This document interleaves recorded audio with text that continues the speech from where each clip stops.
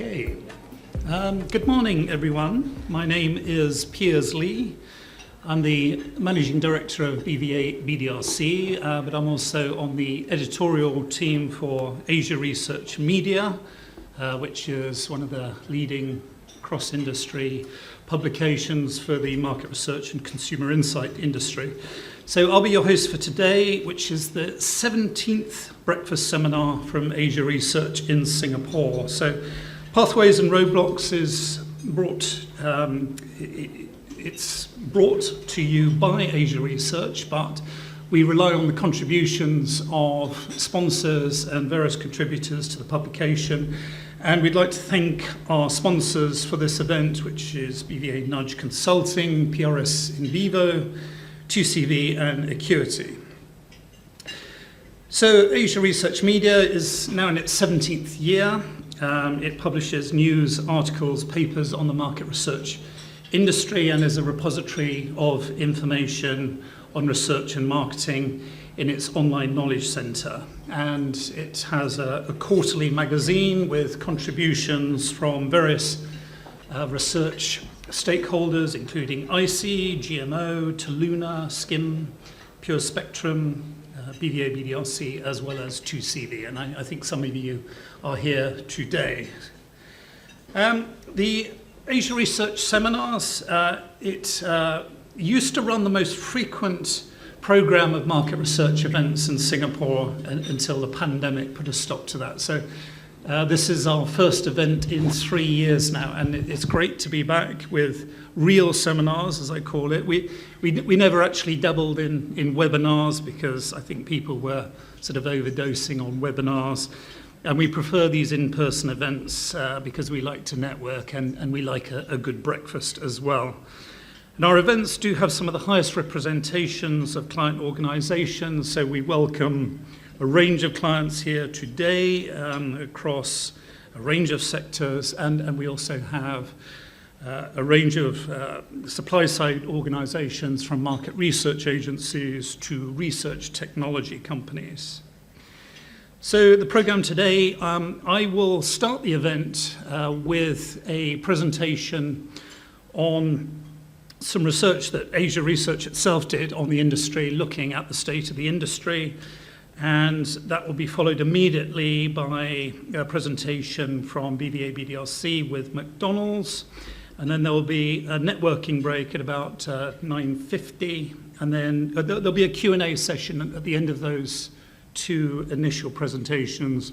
And then a networking session for about 20 minutes. And then we resume with two more presentations from 2CV and PRS In Vivo. So I'm going to start with my own presentation, which is the fourth presentation I've delivered on the state of the industry, on surveys of both client-side organizations and supply-side organizations to the research industry, mostly based in Singapore.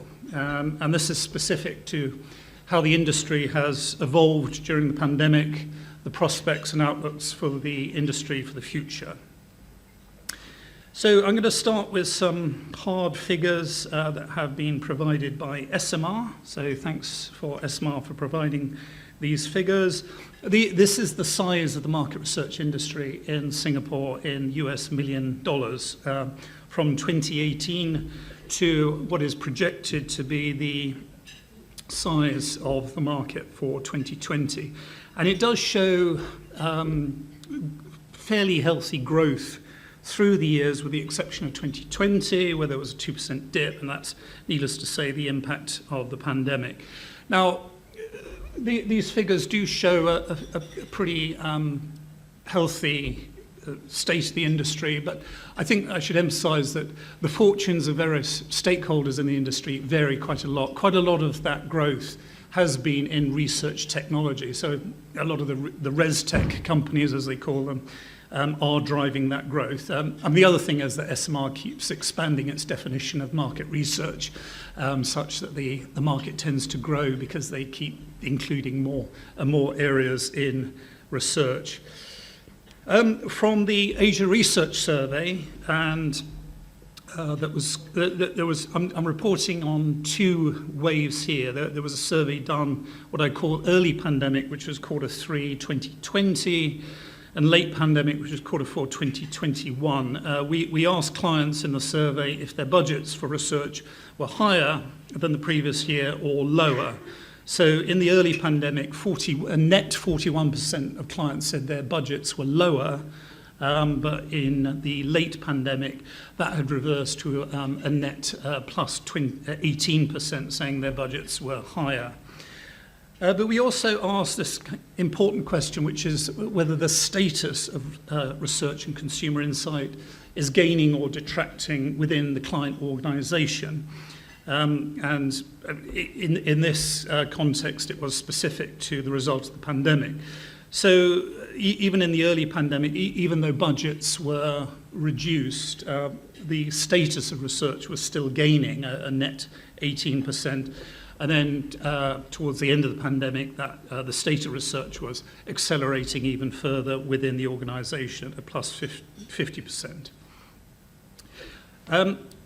We've asked both supply-side organisations and clients what were the type of research they were undertaking throughout this period. So from pre-pandemic 2019 through to 2020. So these are some of the core research areas like U&A, brand and customer sat tracking, market sizing, segmentation, ad and comms testing.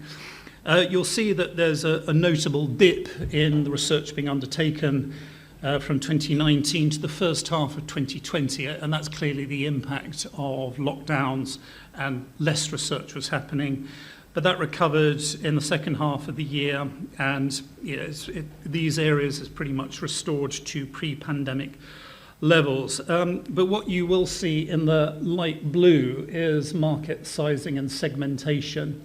You'll see how that is progressively growing as the impact of the pandemic has disrupted markets and segmentation. So the industry has to look at new segments and size those segments. The figures on the right are what our clients are reporting. So these are two different samples. The client sample is a bit small, but the clients are reporting a growth in ad and comms testing in 22 versus 21. Some other areas here are in product research, so product development and innovation, product concept and pack testing. Again, big dips in the first half of 2020, but a recovery for product research. And then two other areas which are relevant to this seminar is user experience or usability research. You'll see how that has grown, and in 22 it's actually higher than it was pre-pandemic levels. So that demonstrates the importance of UX research as more organizations, particularly service industries, are moving to self-serve. The other area worth noting is pricing research, and that has grown, and we hear anecdotally that pricing research is growing even faster now, and the reason for that is inflation. So there's more research being done into pricing as a result of inflation, and we expect that to grow further into 23. The other area is analytics, which sort of jumped around. I mean, this is what supply-side organizations are reporting, but for clients, half of clients are doing analytics, which is actually more than what the supply side is doing. And the reason for that is that clients are doing that internally. We asked specifically about the relevance of tracking data and segmentation models pre and post-pandemic, or at least late pandemic. This is the client's view. And that is, the question was really put to whether the COVID-19 would effectively change the segmentation models and tracking data, and how significant an impact that would have. And in the early pandemic, almost half of clients were saying that pretty much all the pre-pandemic data would need either a lot of updating or would be mostly irrelevant. However, when we asked the question later, about 18 months later, the impact was much less than clients were really anticipating. So actually only a minority said that the segmentation models needed that much updating compared to previously. So this does go to show how much organizations tend to overestimate the impact of things, overestimate the impact of the pandemic. It's what we've also seen with governments around the world. Some people complaining that governments have overreacted to the pandemic with excessive lockdowns, but maybe I shouldn't start talking about politics here. So client priorities for 22, so this is based on what clients report, is what are the high priorities, medium and low priorities for them for their research. And the highest priorities are more agile research, better utilization of research, and depending on clients, some more into a brand reactivation or a focus on existing markets. But you'll see that in third place, enhancing customer experience, it is a high priority for 45% of clients, another 34% saying it's a medium priority.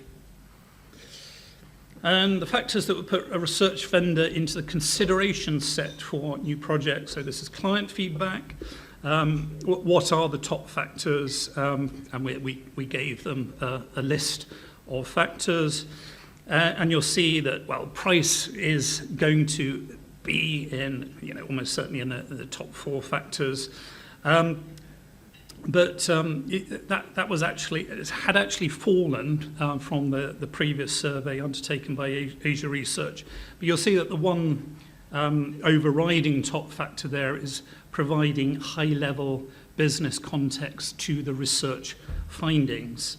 That's becoming far more important to client organizations now. You'll see a bit further down, but still a fairly high factor, is agency specialism in the client category. So yeah, that's just highlighting that overall overriding top factor. Now, what's interesting is where you compare that, what I've just shown you on the left, to what the suppliers perceive what suppliers think puts them in the consideration set. It's a bit different. Some areas of overestimation and underestimation. So an area of underestimation is the need for clients to have high-level business context to findings, but an overestimation from the supplier's perception is the importance of track record in similar projects. And from the client's point of view, where should suppliers be improving their skills or service?